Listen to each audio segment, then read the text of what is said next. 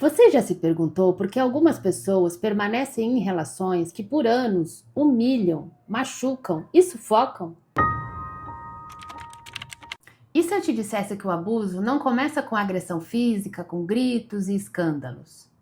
Na verdade, tudo começa com pequenas atitudes que vão fazendo você se transformar numa pessoa que não se reconhece mais. São pequenas renúncias que ao longo do tempo vão diminuindo você dentro dessa relação. Se você é uma pessoa LGBT+, que está passando por uma situação de estar numa relação que cada dia parece estar mais pesada, ou conhece alguém que passa por isso, fica comigo que a gente vai falar um pouquinho sobre essas questões específicas das relações LGBT+, em questões de abuso emocional. Quando falamos em relações abusivas, muitas pessoas acabam pensando já de cara em agressões físicas, mas os sinais eles são muito sutis e precisam ser percebidos logo no começo, porque assim a chance de você romper com esses relacionamentos fica um pouquinho mais fácil.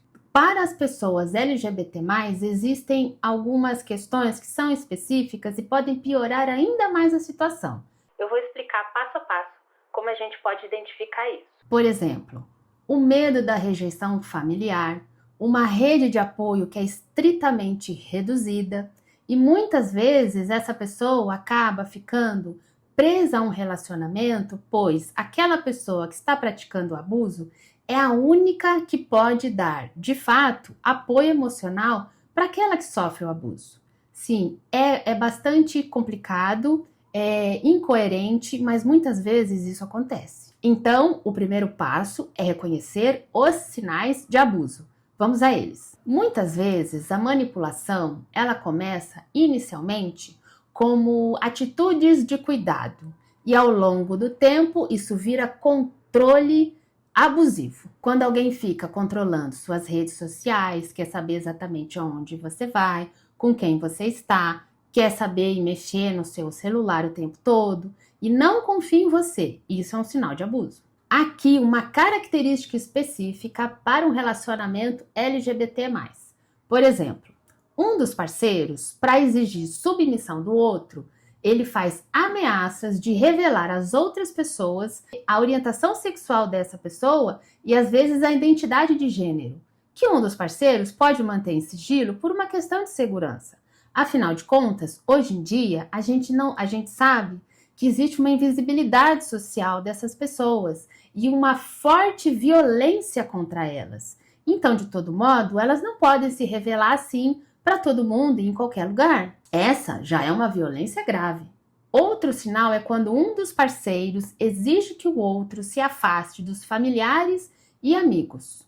Dessa forma, a pessoa fica cada vez mais dependente da relação. Outra questão é transformar dinheiro e status em competição entre o casal, porque aquele que tem mais dinheiro e status acaba transformando o outro numa pessoa submissa, porque de alguma maneira isso funciona na dinâmica do casal. Mas de certa forma isso também é abusivo. Essa é uma questão muito importante que a gente precisa observar. Quando um dos parceiros, geralmente aquele que causa o abuso na relação, vai ficar ameaçando o outro a voltar para os aplicativos de relacionamento caso ele não faça aquilo que ele quer. Isso é abuso. Outra questão que pode aparecer bastante é quando existe uma hierarquia muito definida no casal, assim como acontece nos relacionamentos heterossexuais. Isto é, aquela pessoa que se vê mais masculina do que a outra acaba subjugando aquela que é vista como mais feminina. Dessa forma, existe uma relação abusiva entre os sexos, assim como acontece nas relações heterossexuais. Outra questão importante são os acordos sobre monogamia. Muitas vezes os casais não sentam para conversar e definir qual é a regra referente a esse assunto. Então, um dos dois acaba assumindo uma posição que não é comunicada ao outro, e isso gera insegurança e insatisfação para ambas as partes. Aqui uma questão que vale para qualquer tipo de relacionamento.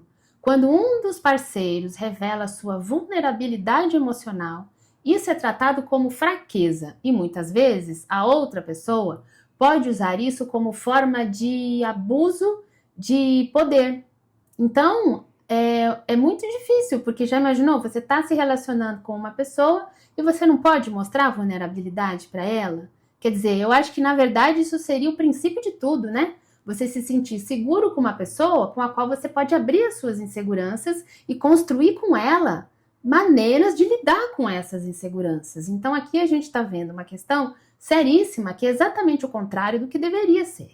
Agora que os sinais já foram verificados, é importante a gente trabalhar na autoestima dessa pessoa, para que aos poucos ela possa criando independência desse parceiro e consiga se afastar desse relacionamento aos poucos. Muitas vezes essa pessoa acaba acreditando que não vai aparecer ninguém melhor para ela e que ela precisa mesmo é se submeter a esse relacionamento porque nada melhor vai aparecer.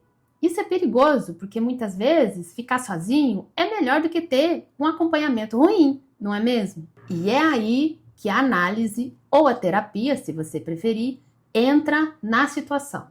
Porque com o acompanhamento profissional, você consegue mapear quais são as questões que você precisa trabalhar para poder mudar o seu comportamento e muitas vezes diminuir o sofrimento que é causado por esse relacionamento, e aí você vai poder decidir o que fazer com ele. Por isso que é importante também você recuperar os vínculos com amigos, familiares e construir uma rede de apoio o mais ampla possível para que você tenha lugares para onde ir quando as coisas estiverem difíceis. Uma questão muito importante, e que já disse isso em outro vídeo sobre relacionamentos heterossexuais, no caso para as mulheres, e aqui eu vou dizer para ambos, principalmente aquela pessoa que vai passar pelo abuso, é que ela tente construir uma estrutura financeira que dê base para que ela possa se movimentar independentemente desse parceiro. É importante também ter contatos de emergência que possam te atender em qualquer horário, para que você possa saber com quem contar nesses momentos. E é claro, se a gente estiver falando aqui de alguma coisa grave, não adianta esperar. O negócio vai ter que ser realmente resolvido de forma rápida para que a sua vida seja preservada. O sofrimento psíquico causado por essas relações pode trazer marcas muito profundas, que vão precisar de elaboração por muito tempo para que a pessoa possa se sentir apta novamente para viver uma nova relação. Então é importante saber que não é culpa sua você não estar preparado para uma nova relação. É preciso realmente curar essa ferida para que aí sim você possa dar um novo passo. Nem sempre trocar uma relação por outra é um bom negócio. Aqui uma coisa muito importante.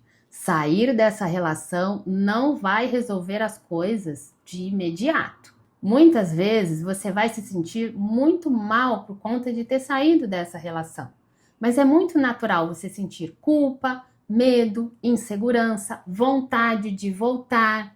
Mas é importante que você entenda que é melhor passar por esse sofrimento momentâneo do que viver indefinidamente numa relação que só te traz desgosto. E muitas vezes nós criamos imagens dessa pessoa que não corresponde à realidade. Muito do nosso sofrimento vem daquilo que a gente imaginamos que poderia ser. Então a gente tem uma idealização da pessoa e o nosso sofrimento vem da perda desse ideal. No fim das contas, a pessoa nem representa aquilo que a gente imagina delas. Compreender isso é importante porque a gente entende por que leva tanto tempo para a gente se reconstruir depois de um relacionamento abusivo. A gente precisa recuperar a autoestima, a vontade de fazer coisas independentemente dos relacionamentos, a vontade de ter e possuir coisas sem ter que fazer isso com outras pessoas. Então, geralmente, a gente costuma passar por um momentinho de solidão. É importante a gente entender quais são os nossos limites antes de se misturar com uma outra pessoa. Agora eu te faço uma pergunta. Se você tirasse todos os medos que vêm quando você pensa em manter essa relação, será que você continuaria nela? Se esse vídeo te ajudou, eu peço para que você dê um like para que ele seja compartilhado com outras pessoas. Eu peço também que se você ainda não se inscreveu no canal, se inscreva. Assim você não perde os próximos vídeos. Aliás, por falar em próximos vídeos, eu deixei em algum lugar dessa tela um vídeo especialmente para você. Eu te vejo lá. Tchau, tchau!